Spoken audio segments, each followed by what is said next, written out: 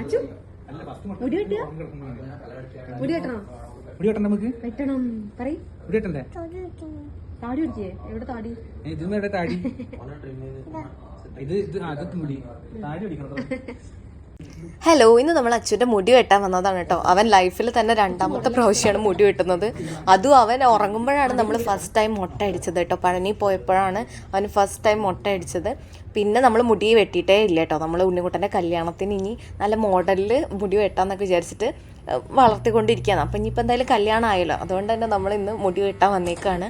അപ്പോൾ അവരെങ്ങനെ നിൽക്കും, ഇനി മെഷീനൊക്കെ വയ്ക്കുമ്പോൾ എന്താവും അവൻ്റെ അവസ്ഥ ഒന്നും അറിയില്ല.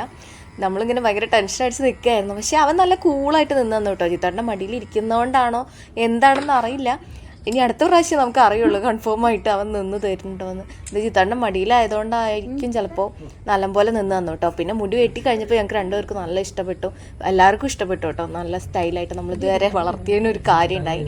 അങ്ങനെ അവൻ്റെ ആദ്യത്തെ മുടി വെട്ടൽ എക്സ്പീരിയൻസ് ഇതാണ് കേട്ടോ.